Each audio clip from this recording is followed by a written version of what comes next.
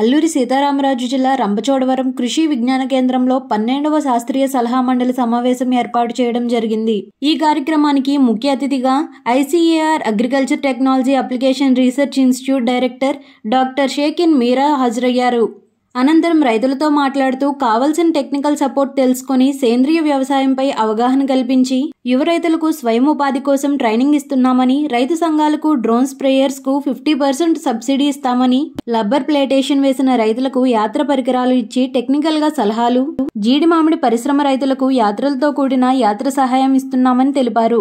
ఈ కార్యక్రమంలో KVK principal director Lalitha Kameswari, doctor Janakiram, doctor Veeranjaneyulu, KVK సిబ్బంది, పలు స్వచ్ఛంద సంస్థలు, రైతులు పాల్గొనడం జరిగింది.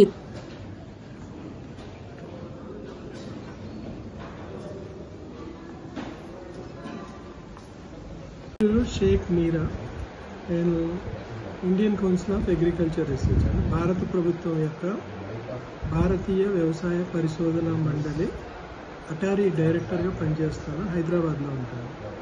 నా క్రింద ఆంధ్రప్రదేశ్, తెలంగాణ, తమిళనాడు, పాండిచ్చేరి ఈ 4 రాష్ట్రాలకు సంబంధించినటువంటి 72 కృషి విజ్ఞాన కేంద్రాలు ఉన్నాయన్నమాట. ఈ 72 కృషి విజ్ఞాన కేంద్రాలకి నేను డైరెక్టర్గా పనిచేస్తాను.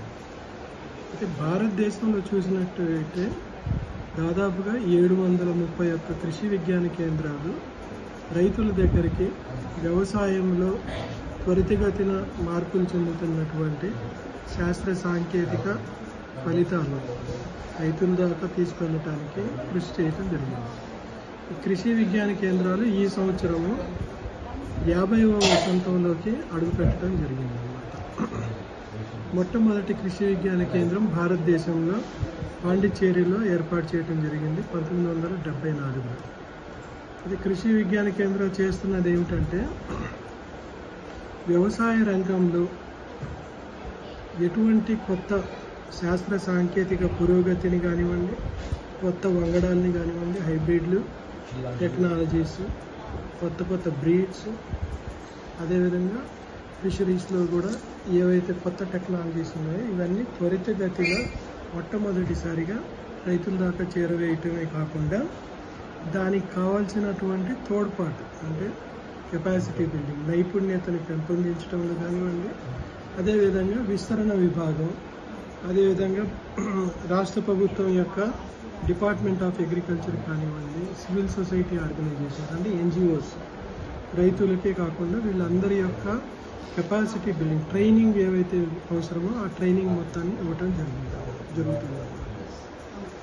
ఇప్పుడు గత 2-3 సంవత్సరాల్లో చూసినట్లయితే మారుతున్న వాతావరణ పరిస్థితులకి అనుగుణంగా వ్యవసాయాన్ని లాభసాటిగా మార్చడానికి కావలసినటువంటి కొత్త వంగడాలు, టెక్నాలజీస్, నూతన ఆవిష్కరణల్ని లొకేషన్ స్పెసిఫిక్ అంటే ఏ జిల్లాలో ఎటువంటి టెక్నాలజీస్ పనికి వస్తాయి, ఏవి లాభదాయకంగా ఉంటాయి అనేసి ఆన్ ఫామ్ ట్రయల్స్ చేసేసి, ఆన్ ఫామ్ ట్రయల్స్ తర్వాత క్షేత్ర ప్రదర్శనలు చేసి దాని తర్వాత ఫ్రంట్ లైన్ డెమాన్స్ట్రేషన్స్ ద్వారా కెపాసిటీ బిల్డింగ్ ఏర్పాటు చేయటం ద్వారా, అదేవిధంగా కొత్త వంగడాల యొక్క కొత్త సీడ్ ఏదైతే ఉందో క్వాలిటీ సీడ్, ప్లాంటింగ్ మెటీరియల్ రైతుల దాకా చేరవేయడానికి చాలా కృషి జరపడం జరిగింది.